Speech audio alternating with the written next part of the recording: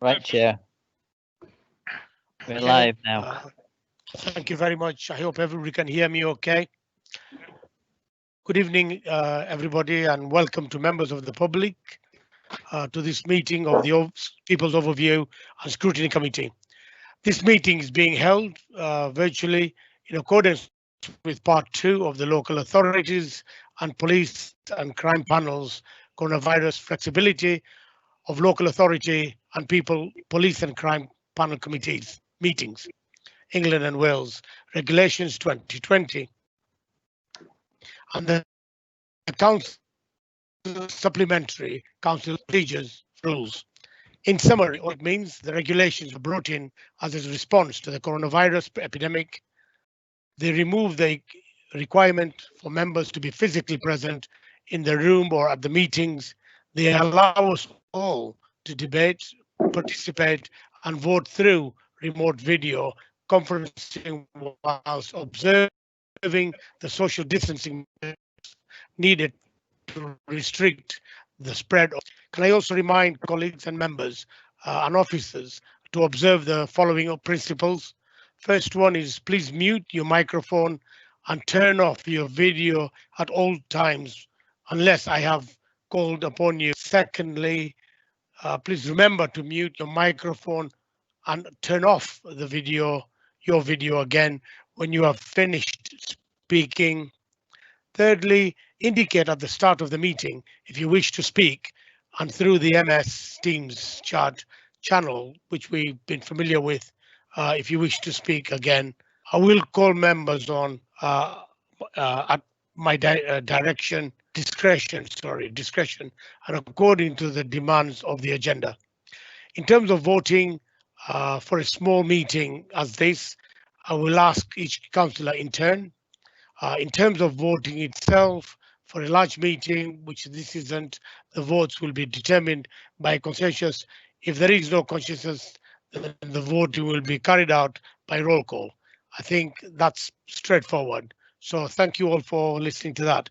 I'll now switch back to the agenda.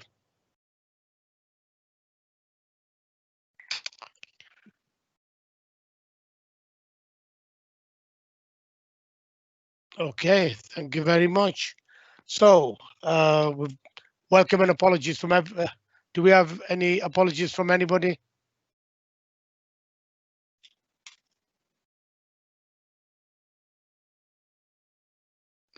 We have apologies from Councillor McFall. Thank you. Any other apologies? No, I think everybody's on. Thank you. Item 2, declarations of interest. Nobody. Thank you. This takes us to item 3, which is minutes of our last meeting. So as good as saying it was months ago, but it's March.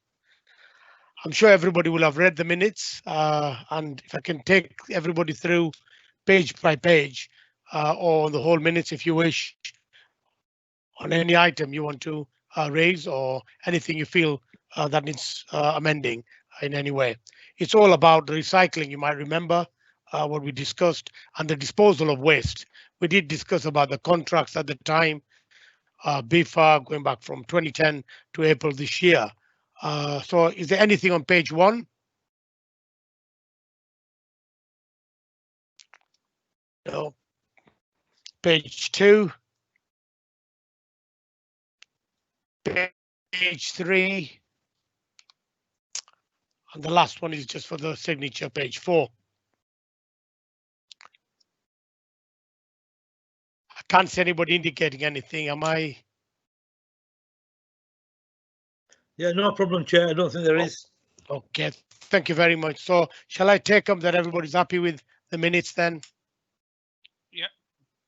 Okay, thank you. This takes us to item 4 of our agenda, which is the COVID-19, the support for the on the economy side. Life is all about support, survival, and how people can carry on with the recovery. It's been very difficult time at the moment.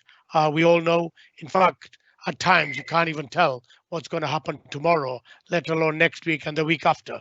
So without taking too much time, Shall I pass over? Is it Phil who's doing the presentation on the support for us? Thank you. Okay, we're going to share this. So this is Councillor Phil Riley and Martin Kelly. We'll do this in together.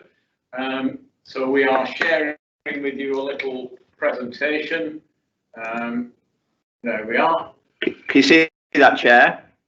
Yes, I can indeed. I can see Phil and Martin very well. Thank you. Yeah. Can you see the presentation as well, Chair? Has it come up on screen? No, I haven't got it. Has anybody got the presentation? It did come on and went off again, Chair. Oh, No. That's correct. It did. It went off. right, okay. Yes, sir. Hold on a sec. Okay. Start again. Right. Oh, hold on. Do you want to do a little tap dance, Phil? So, I've yeah. got it. yeah, I've I got it think there the now, I think. presentation's on now. Right, there we go. Thank you. I'm showing it, Martin. I think. It's what? I think it's me showing it. Is it? All right. Well then, Okay. yeah. Okay. So Go back to the start, Phil. The page before. Right, there you go. right. Yeah, great. Thank you. Okay. Right. Okay. So I was going to say I don't.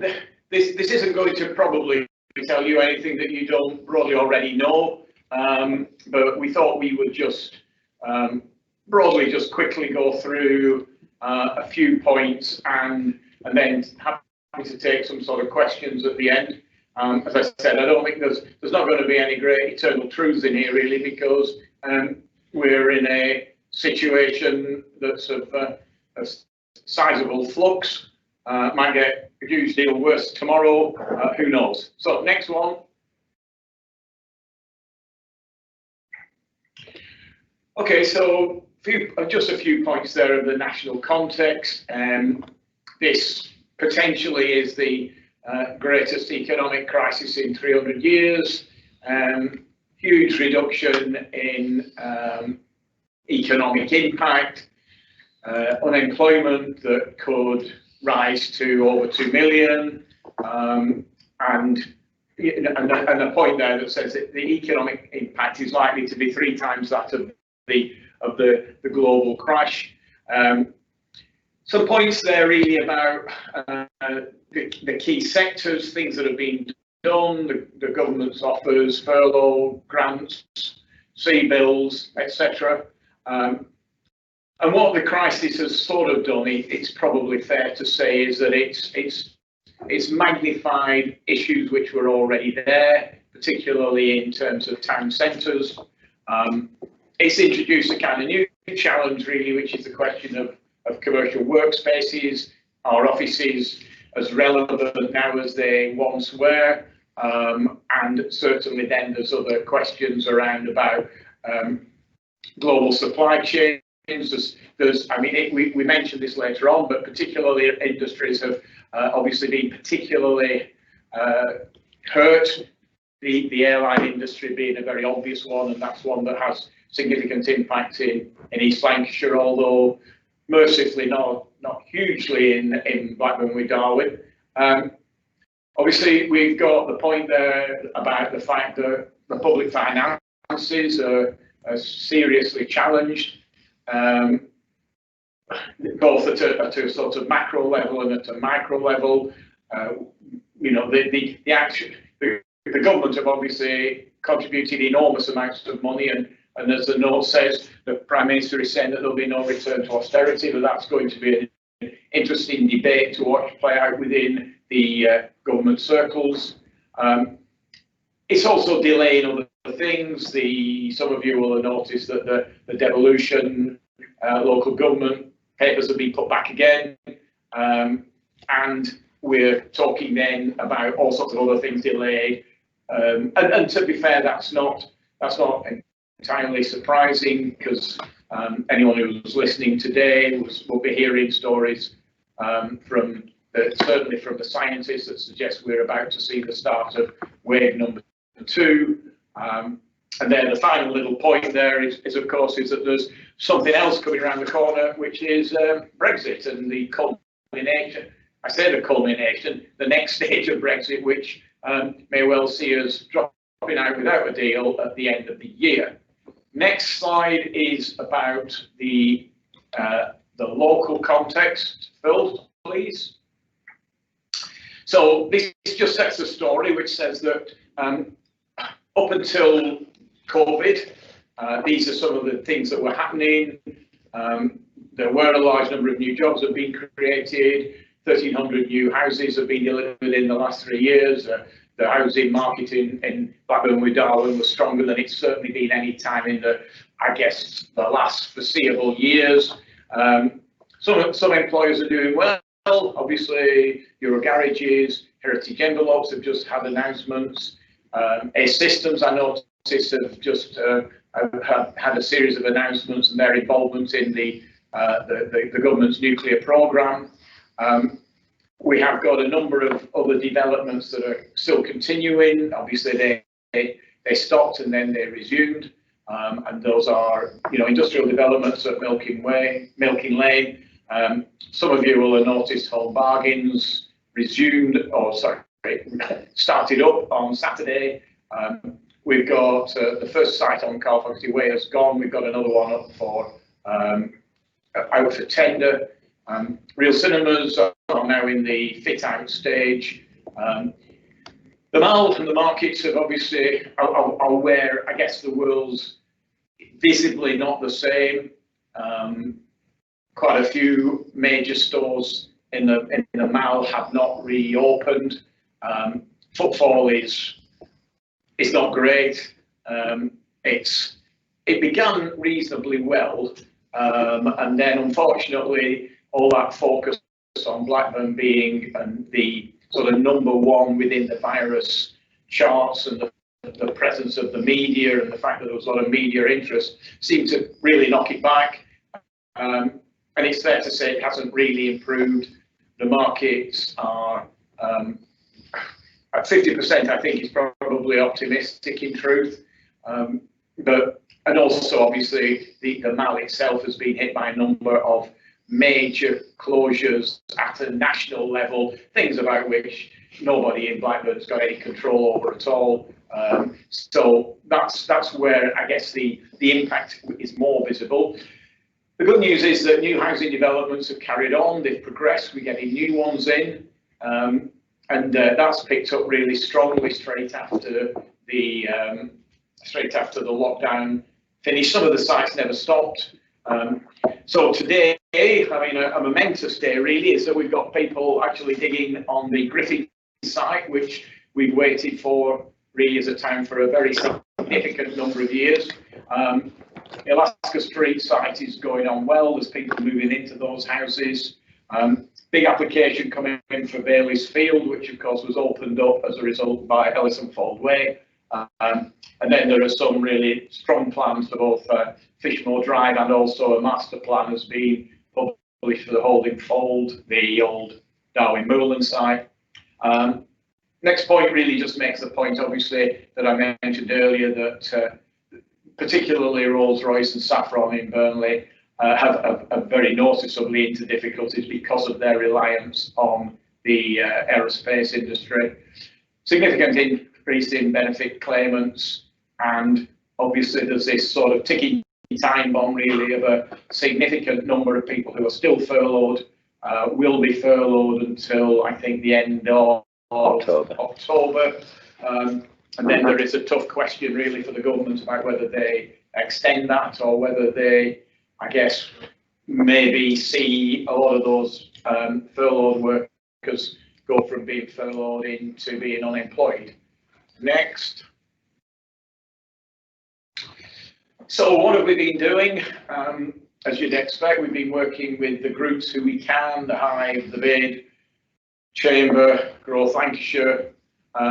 There's been Q&A sessions. The Bid in particular, Catherine Price has been a trooper in this. She's published on a very regular basis instructions. She's become very good at understanding some pretty incomprehensible instructions when they come out from government. She's just done it again today. She's turned the latest pronouncements into something that businesses can get their teeth into. Two sets of grants there. Obviously, there was the initial grant was for leisure, hospitality, and retail, and around about £40 million was distributed within Blackburn and Darwin to around about 3,700. That was then followed by a smaller discretionary, which was managed within the growth team here and by Growth Lancashire. So we brought in a sort of independent organisation to evaluate the claims from businesses. Key point to make about those is that nobody who was able to claim a mandatory grant was then able to claim a discretionary grant. The mandatory grants were £25,000 and £10,000 dependent on rateable values.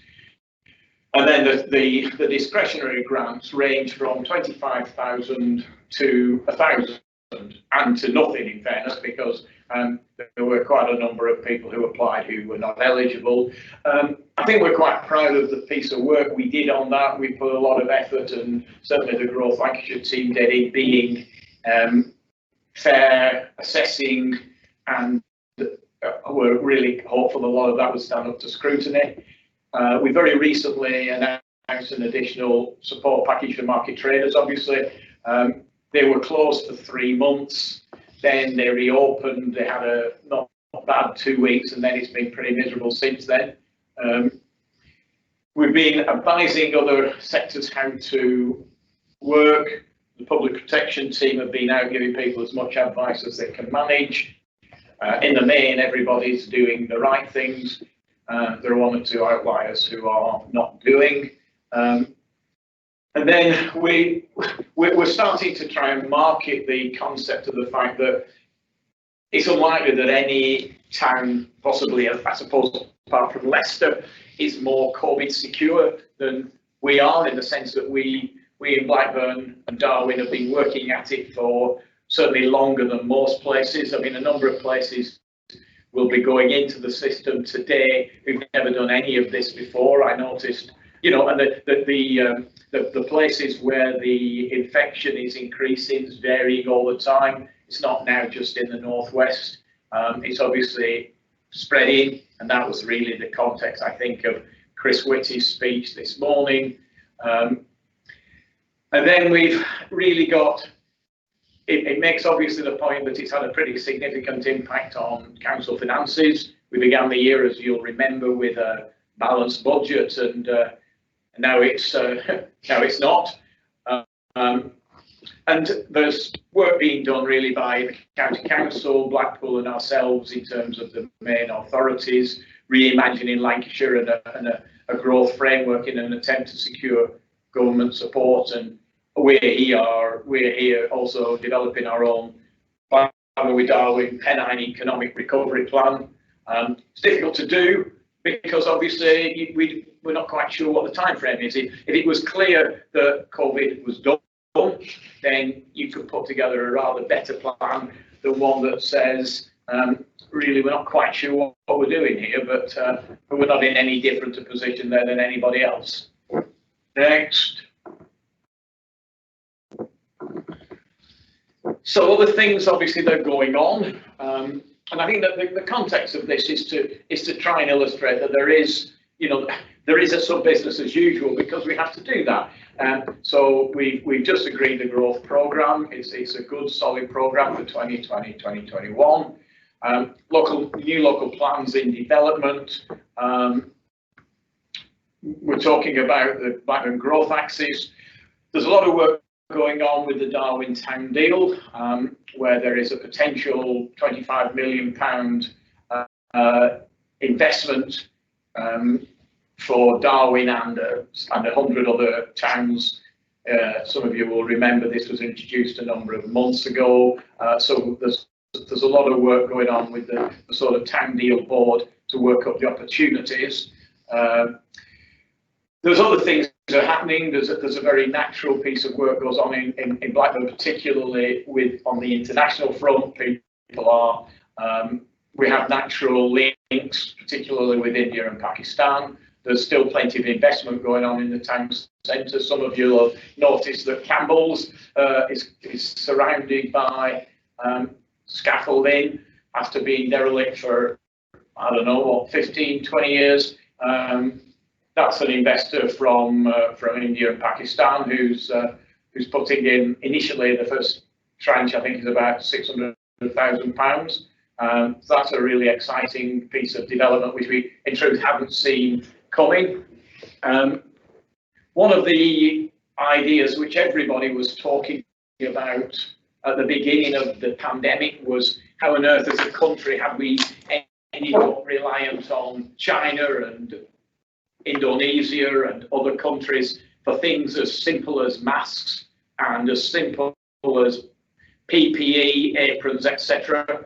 And there was a sort of story then that this would never be allowed to happen again. So that's what that reference to reshoring is about. Story's moved a little bit since then. It's not quite as clear as it once was. Of course, the issue about reshoring is to do with the fact that it will require purchasers to change their purchasing habits, because if the Chinese can suddenly offer prices that are way below any prices that can be sustained by businesses in Blackburn with Darwin, then it makes an interesting development for the businesses who are doing the purchasing. And sadly, we are starting to see that some of the major organisations are returning back to being impressed by the fact that the price offer from China is way, way below anything that any business in Blackburn can sustain. That seems to me to be an appalling lack of thought, but we'll see where that develops to. Obviously, I sit on Transport for the North. There's a lot of concentration on some huge infrastructure spends. Not that many, in truth, that are going to apply at the moment to East Lancashire, but we are still in the mix. And then there are obviously the other points that are on there about who else is working. There's an economic review from the LEP. The LEP is developing its local industrial strategy. And there's a reference there to new local government arrangements, but those there's rumours that those are now going onto the back burner again. So we will see where those get us to. Okay, Phil? Right, okay, so I think, as I was going to say, I don't think there was nothing of great unusualness in there, but Chair, Martin and I are here, we're obviously open for any conversations.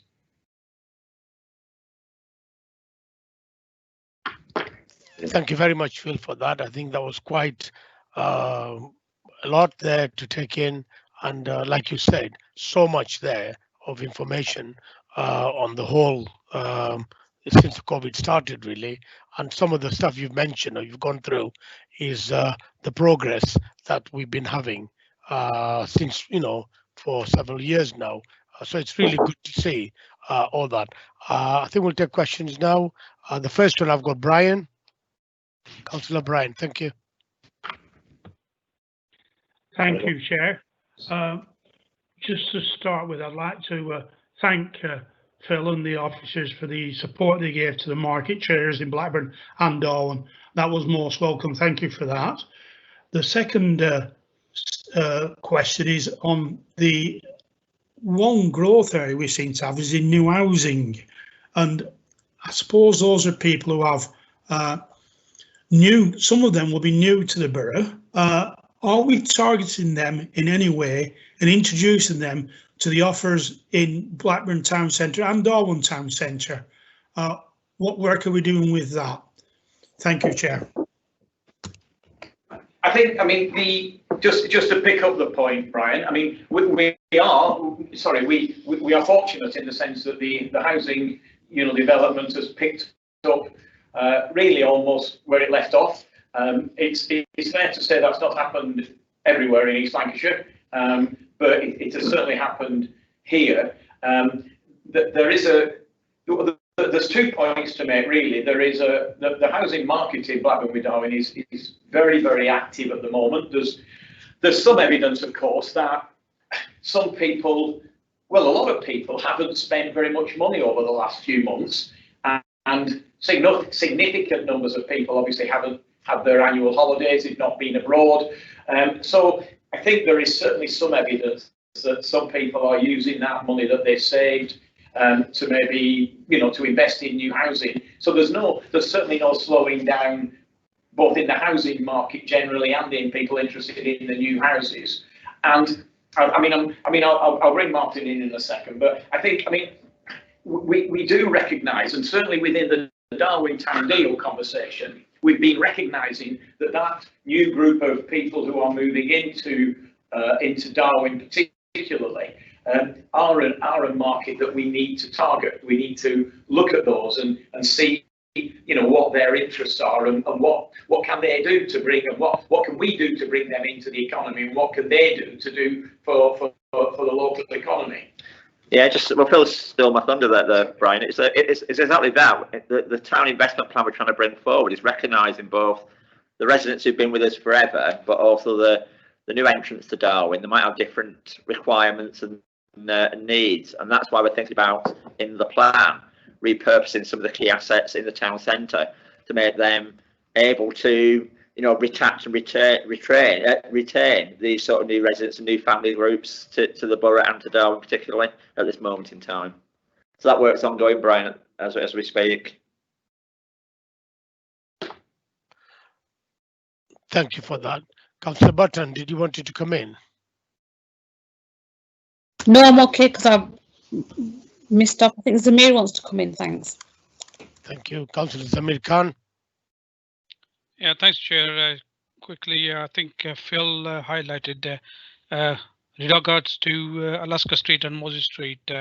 Really pleased with all the developments, and the work has gone through that, and it looks much better now as it was before. And the other about Griffin, yes, the work has not started yet as yet anyway, but I'm quite disappointed and concerned regards to flight tips there. I was out there over the weekend, and oh my word, is a lot of flight tipping. Is it ourselves responsible for that, or is it the developers? And if it is developers, they need to move quickly to move all that rubbish which is getting dumped left, right, centre in that Griffin area where the housing development is going to come on there. So I would like to have some light on that, please. Thank you, Chair. Thank you. Phil, do you want to come in on that one? Yeah, I think I think it's the council's responsibility. I don't think there's any doubt about that. It's a shame. I think all of us who are councillors have recognised that during the pandemic, I think flight tipping has seems to have increased in lots of areas. The good news, Amir, will be that once, I'm assured that the SENS are on site today. It might not be hugely visible, but I'm assured that they've started. Once they start to be on site, then there will be, it's less of an attraction to dump on there. But what we will do, we'll certainly take the point and make it to the Environment Department to say that we need to clear that up.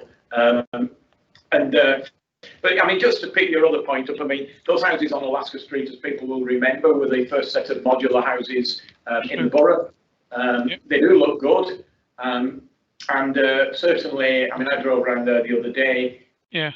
Certainly, the ones on Rockley Street are lived in, and the other point, in fact, just out of interest in there, within the estate that's been built there are, I think, 3 or 4 what are called lifetime houses, which are essentially houses which have been adapted from start for people with significant disabilities. And some of us will know that we've been involved with particular cases within our own wards where there are people maybe whose children have got significant disabilities, and we get into a permanent story of adaptations in private housing, which is often houses which are often not really the right places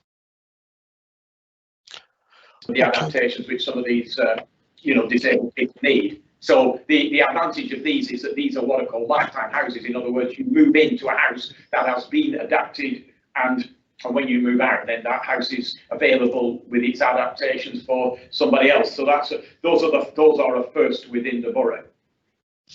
Thanks, Phil. Okay, thank you for that. Councillor Khan, do you want to come back, or are you okay with that?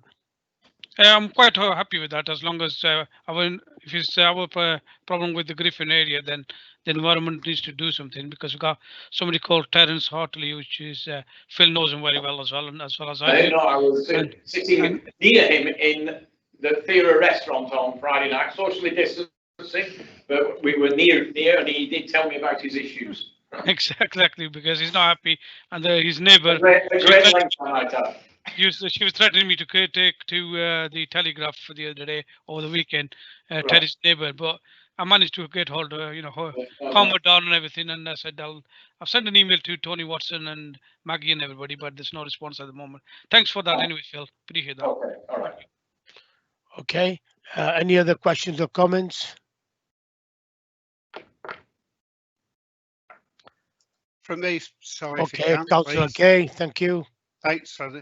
We've heard all about the developments and the encouragement, etc., that's going on, but what we haven't heard about really is the support that's been given to local companies in the sense of the financial support that's been provided by government and potentially any other body that's been able to help. But it would be useful to know how many companies have been helped, how much has been put back into the local authority area, and what is being done with it. And indeed, as the government have well, not announced exactly today, but have been saying that they've had so much money handed back, but a small percentage in the scale of things. But has there been much handed back from Blackburn? Thanks, Andy. I'll just kick off for Phil dives then. In terms of, we think we've got about 4,500 to 5,000 businesses in the borough, but there's no agreed definition. There's about 2 or 3 different measures of that from government. But we think in total, with the mandatory and the discretionary grant, we've done about 4,000 businesses within the borough. So 4,000 out of 5,000, what's that? 80%. So some of them will have got from either a grand to 25 grand in support. So I think we'll be required to produce that evidence for government in due course. So Andy, I don't know whether that feels like a good strike rate, but it's probably the most we've ever provided to a business base like Blackburn in terms of having needed to, but it's a decent strike rate. I think you're right, Andy, in terms of there's still some businesses that would have missed out, even though quite a lot of money's been splurged out. There's still the odd sector, some subgroups, some size issues where the support hasn't reached, particularly self-employed people who've made themselves company directors. They've sort of been, missed out by the government's rules. But in the main, I think the feedback we've been getting from a business growth point of view, not from a political point of view, is that they've been quite welcoming, the business community, the business representatives, of what's been done. And I think the key thing for them was, as always with us, is certainty about, yes, financial support for when it's required, but it's the thing we can't give them is like sort of clarity of when this will all be over. And I think that's what business is aching for. Yeah. Have we any indication about how many employees have been furloughed, for instance? Because what the implication of not it being extended beyond the end of next month is a bit frightening, really. I think you might have seen on the presentation, Andy, but it's about, we think, government stats. So we think we reached 20,000 members of our borough workforce were on furlough. So that's going on for about a third, 30% of our whole workforce have been on furlough. So I think the point Phil was making, that we don't know until the end of October, are those people going to be brought back into work, or is that essentially delayed unemployment? We don't fully know yet. Yeah, I mean, the other thing, Andy, that I hadn't sort of really realised till I was chatting to somebody at the weekend was the furlough thing isn't just a question of, it's not like binary, it's not either you're open or you're shut kind of stuff. Yeah. I was talking to somebody who who manages subways, and they've got significant numbers of people still furloughed simply because the footfall isn't sufficient to justify the staff that they had beforehand. Yeah. So they've been open They may well never have closed. In fact, I don't know. But there's now this sort of issue now, which is about it's about footfall.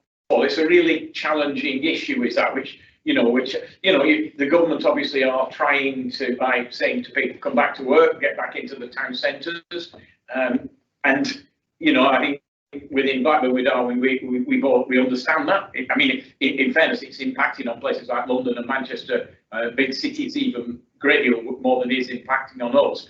But there is that sort of process really now, the natural process of economics really, where people do things, spend some money, and it's somebody else's job. Now that's a really complicated thing, and that's where, if you want, the furlough will just become a very challenging question really for people. I mean, they introduced, as you'll remember, something that was called part furlough for a period of time.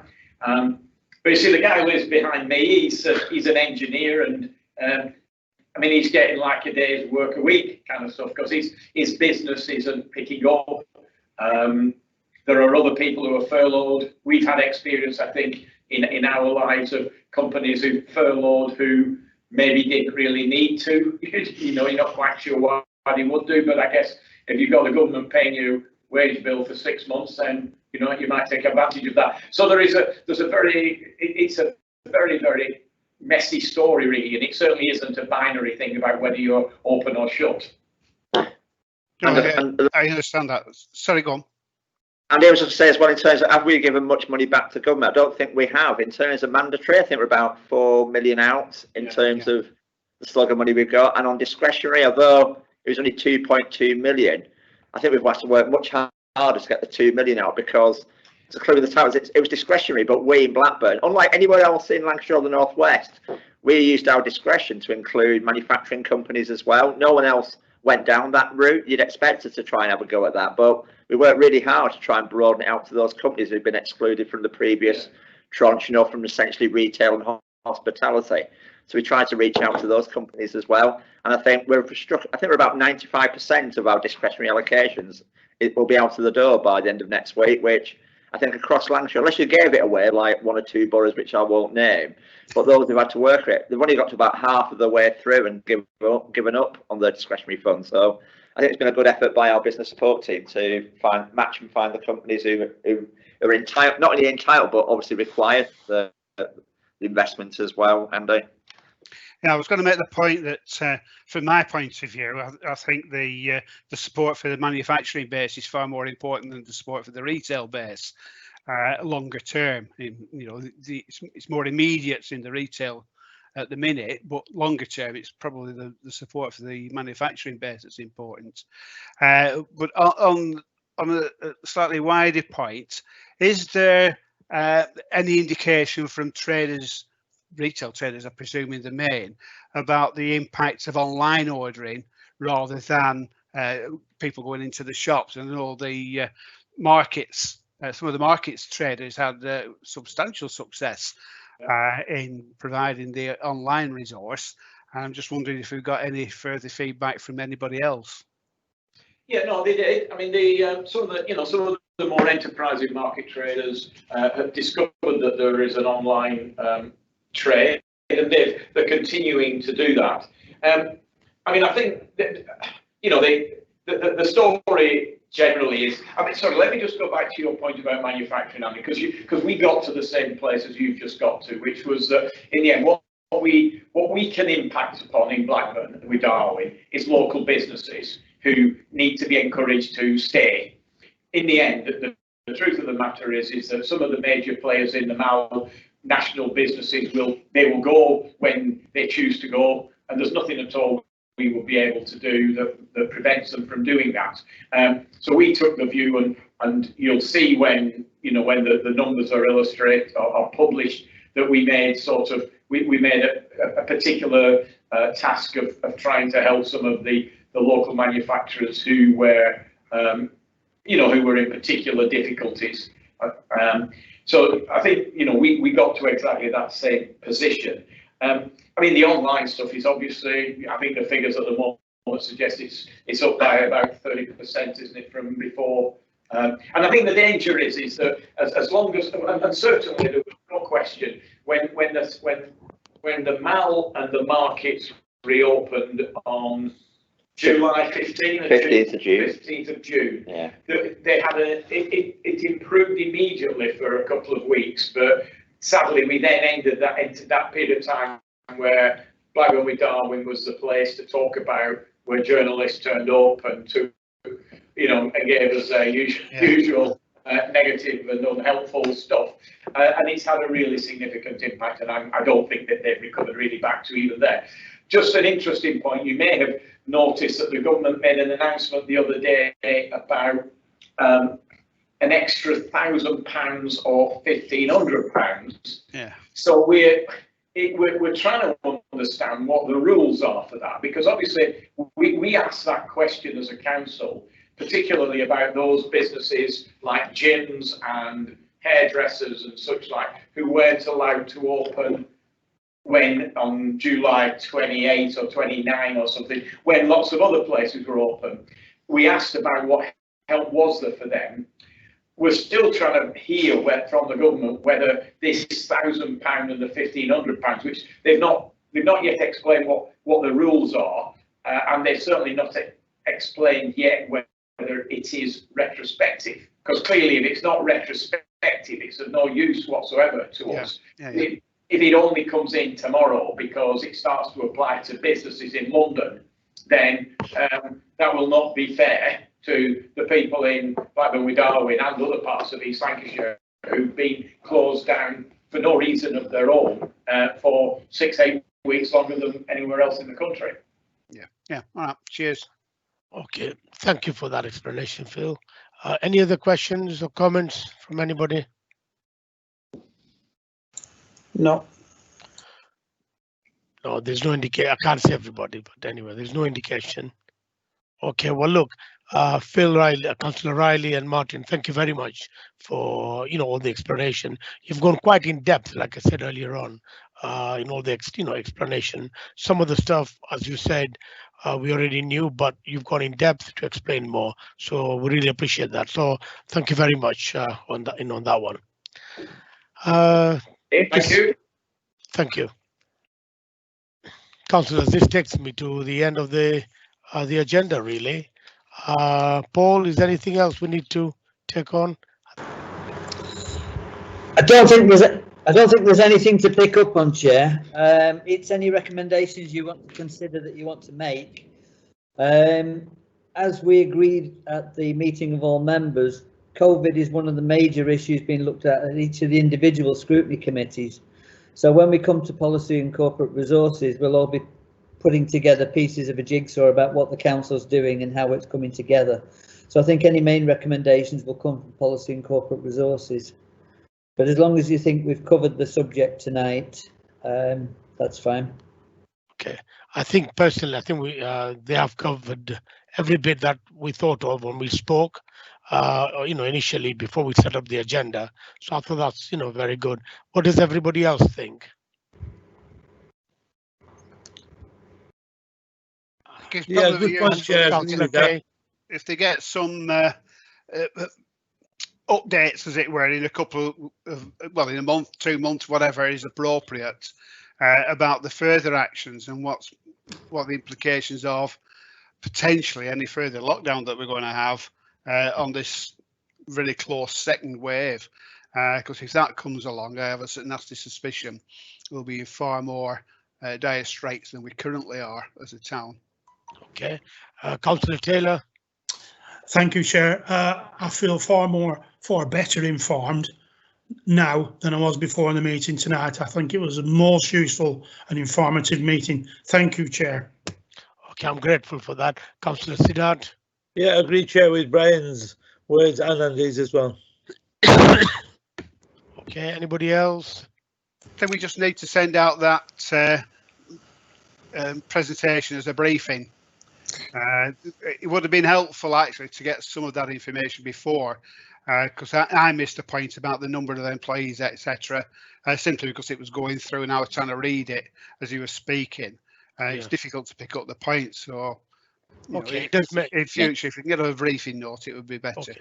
Can I just say as Paul? well, I lost my internet connection, so I probably missed 1 or 2 slides as well at the beginning, so I missed out on that. So it would be helpful to have the presentation.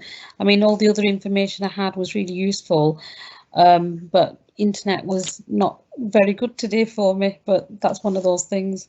I think in fairness, Councillor Button, I think internet's been a little bit up and down last couple of days, I think. So it's Yeah. not just your end, it's been Yeah. this end. I think you're absolutely right that, bits can be missed when you're just looking at presentation as a one-off. Paul, can we arrange that? Yeah, Chair, I would have sent it out before. We only got it at lunchtime today, so I'll get it out to members tonight. Okay. Yeah. Okay, that answers the question then. Anything else, anybody? No. No. Okay, well, all it remains firstly is to thank Paul and Phil. Phil for his technical side, and Paul for obviously, as always, putting everything together and running around to ensuring that the exec members and that attend and supply us with all the information as we've just seen for ourselves. And you all for attending. Well, I'm saying attending, but you know what I mean, for being part of the visual attending. That's right. That's a word, there. Yeah. So Can I to just Paul, yeah. Meeting. Sorry. Do members feel that it would be useful to look at? You've mentioned it tonight about fly tipping. But we've also got the new contract in for waste paper. We've got the collection and recycling things. Do you want to look at that? Okay, well, Yes. before we set up the agenda for tonight, Yeah. me and Paul, we had a discussion on the agenda for tonight, and we thought, what would be the best thing to do for tonight? Do we come back with recycling and that, bearing in mind the minutes which we've approved a little while ago? We were talking about the recycling and the BIFA contracts from 2010 to April this year, and all that was happening. And I think Councillor Zamir Khan's mentioned about the fly tipping in particular areas. And also we do know there is a problem of that right across. So, but weighing the balance of everything, we thought it was important to have Councillor Riley's side, simply because of the current issue. We needed to know how the help is there. We needed to know what's happening and the support all the businesses are getting right across, because it's survival kit, really, isn't it? We're talking about. So on balance, we thought that was more important, and that's what we went for. So to conclude, I think it would be advisable that we do have Councillor Smith's portfolio, maybe next time, if I may say, to cover the environment side, and that will cover quite a bit of all the questions being made. Paul, before you come in, Councillor Siddharth just raised the point. Do you want to come in, Councillor Siddharth?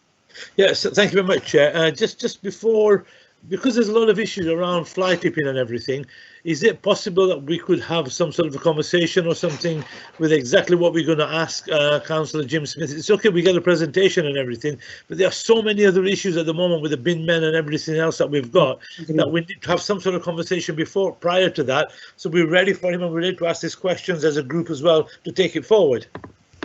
Yeah, I agree, Sid. Absolutely, couldn't agree more with you. Councillor Taylor? Thank you, Chair, again. I think there is a danger that you preempt the meeting. It'd have to be very broad structure that you were asking about. Otherwise, there would be no point having the meeting afterwards. Councillor Taylor, I think what Councillor Siddharth is saying, appreciate what you're saying. What Councillor Siddharth is saying is, rather than the portfolio directing everything to one side, or generally view overall, what he's saying that ask them for specific points as well, i.e. the recycling issues and that. Also, there's been change of contracts. Also, we've got the blue bins which have come in not long ago. So if we could also help the exec member to direct him, say, look, we feel these have been, a lot of questions are being asked, or we want to know more on this side, then at least he's got some indication, rather than have everything, then we'll probably have nothing there. I can support that, Chair. Are you okay with that? I can support that, Chair, yes. Yeah. Chair, would it help if I pulled some ideas together, circulated them to members, and then you can put your comments with them, and then we can do up a work plan?